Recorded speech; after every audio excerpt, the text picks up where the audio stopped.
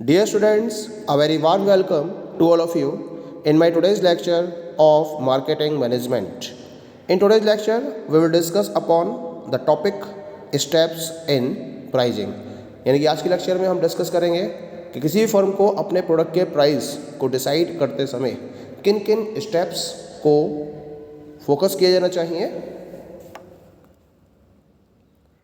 So let us come with the very first step. And this is analysis of market conditions.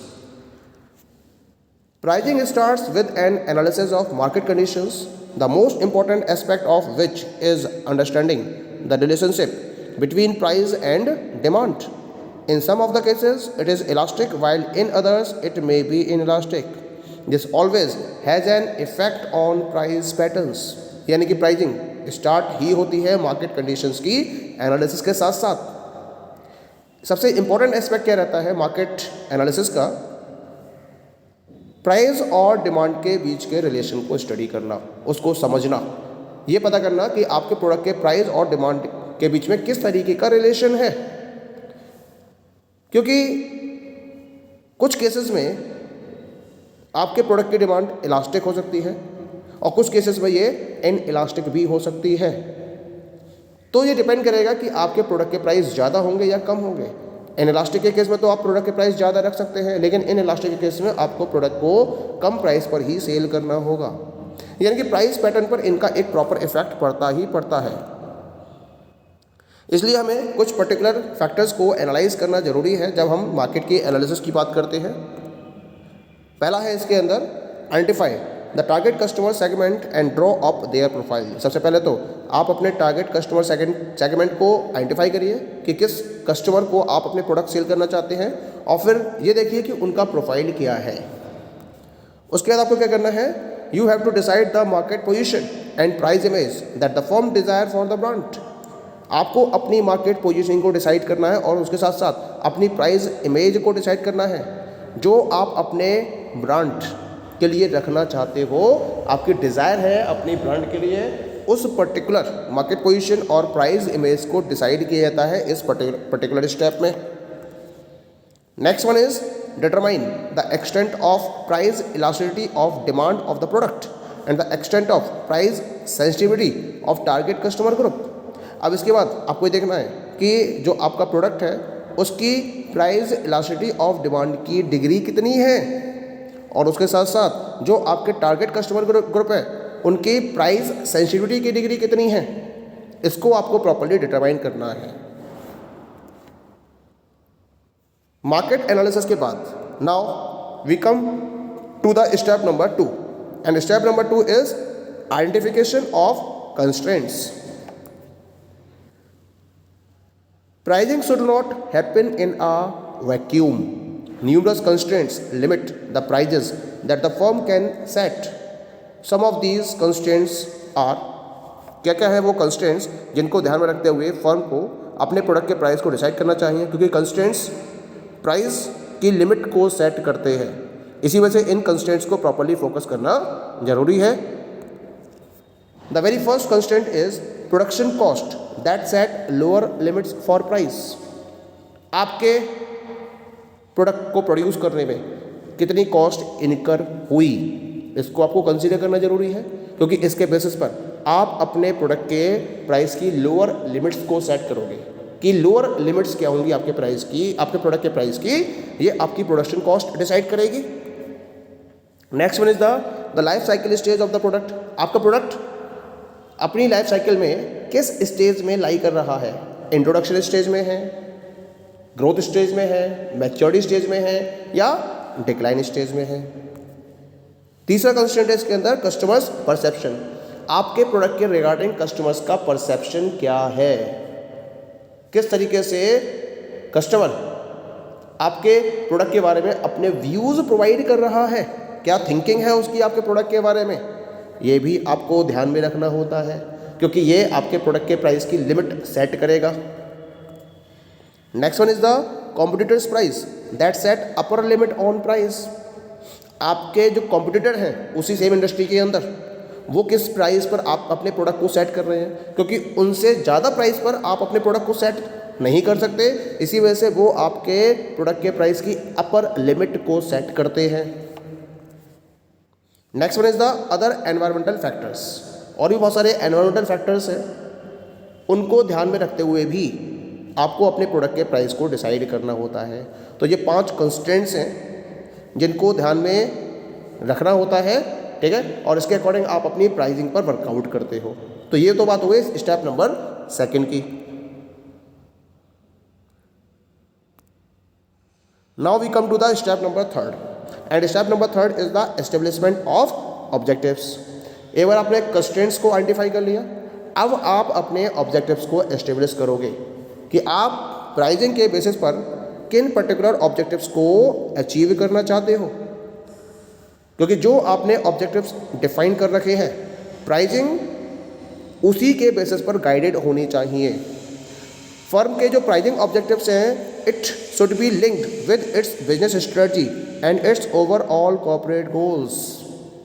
जो भी business strategy है firm की और जो उसके ओवरऑल कॉर्पोरेट गोल्स हैं, उनके साथ में फर्म की प्राइसिंग ऑब्जेक्टिव्स प्रॉपरली लिंक्ड होने जरूरी हैं।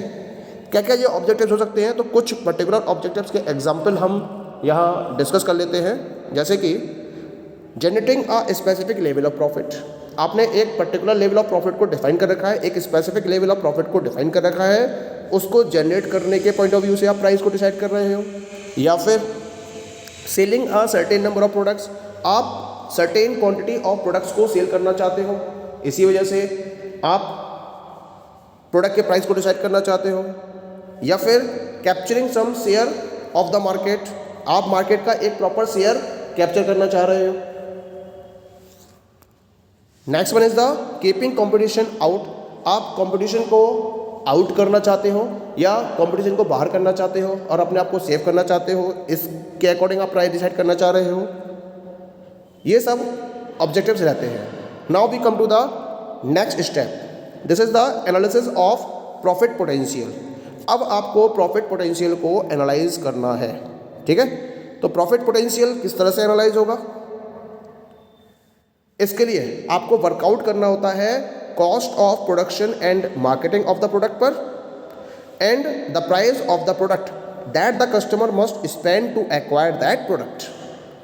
2 चीज़ें पता करनी होंगी आपको। सबसे पहले तो आप ये पता करोगे कि अगर आप अपने प्रोडक्ट को प्रोड्यूस कर रहे हो, उसकी मार्केटिंग कर रहे हो, तो उस पर आपका कितना खर्चा आ रहा है, ठीक है। और दूसरा, जो आपके टारगेटेड ग्रुप ऑफ कस्टमर्स हैं, वो उस पर्टिकुलर प्रोडक्ट को परचेज करने के लिए कितना प्राइस पे करने के लिए रेडी हैं।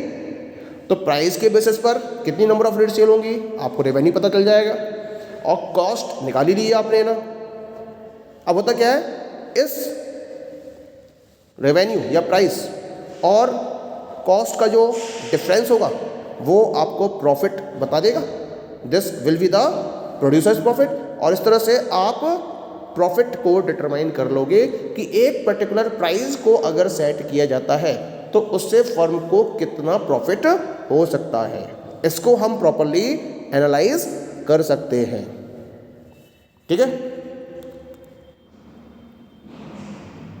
Once the profit is analysed, now we come to the next step and step number 5, this is determination of initial price level। है क्या इस स्टेप में, the initial price level is set within the range of possible prices। For this purpose, marketers have developed a number of techniques and methods of pricing to help at this stage। तो है क्या इस stage में, आप इस stage में initial price level को determine करते हो। आपने अपने पॉसिबल प्राइजेस की रेंज को डिफाइन कर रखा है।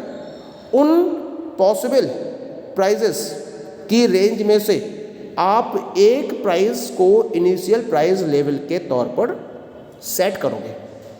और इनिशियल प्राइस लेवल पर सेट करने के लिए जो मार्केटर्स हैं, उन्होंने बहुत सारी टेक्निक्स और मेथड्स को डेवलप कर रखा है प्राइसिंग को डिफाइन या डिटरमाइन करने के रिलेशन में। और इन मेथड्स और टेक्निक्स का यूज करते हुए इस स्टेज पर आप सबसे पहले तो इनिशियल प्राइस लेवल को प्रॉपरली डिटरमाइन करोगे और उस पर्टिकुलर प्राइस पर अपने प्रोडक्ट को सेल करने के लिए आगे बढ़ोगे। जो मेथड्स हैं, टेक्निक्स हैं, इनको हम डिस्कस करेंगे नेक्स्ट लेक्चर में। यही टॉपिक मुझे आपसे डिस्कस करना है कि वो कौन कौन से मेथड्स हैं, टेक्निक्स हैं जिनका यूज़ करते हुए कोई भी फर्म अपने प्रोडक्ट के प्राइस को डिसाइड कर सकती है। तो इन मेथड्स या टेक्निक्स का यूज़ करते हुए ही कोई फर्म अपने प्रोडक्ट के इनिशियल प्राइस लेवल को डिसाइड करती है। ठीक है, now come to the step number 6, last step, adjustment and management of prices. Initial price level set करने के बाद ऑर्गेनाइजेशन क्या करती है, इस स्टेप को फोकस करती है। The final step is to adjust and manage prices in response to particular situations और चेंजिंग मार्केट कंडीशंस।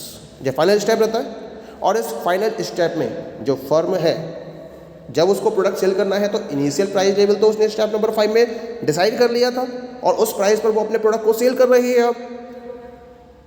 लेकिन होता क्या है कि अगर जिस मार्केट में वो वर्कआउट कर रही है उसकी कंडीशंस अगर चेंज हो रही हैं, सिचुएशंस चेंज हो रही हैं, तो उन चेंजिंग सिचुएशंस को ध्यान में रखते हुए उसके रिस्पॉन्स में फर्म अपने प्रोडक्ट के प्राइस को प्रॉपरली एडजस्ट और मैनेज करती है इस पर्टिकुलर स्टेज में।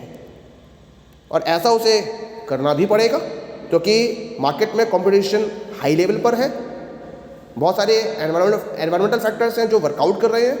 तो अगर किसी भी पर्टिकुलर फैक्टर में किसी भी तरीके का कोई चेंज होता है तो फिर फर्म को अपने प्रोडक्ट के प्राइस को उसके अकॉर्डिंग चेंज करना ही पड़ेगा, एडजस्ट करना ही पड़ जाएगा, अदरवाइज उसकी सेल पर उसका एक नेगेटिव इम्पैक्ट पड़ सकता है।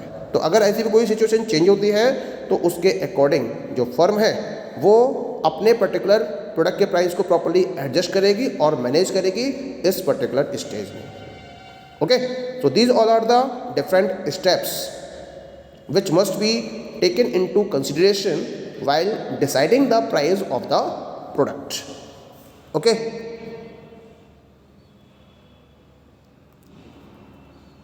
thank you.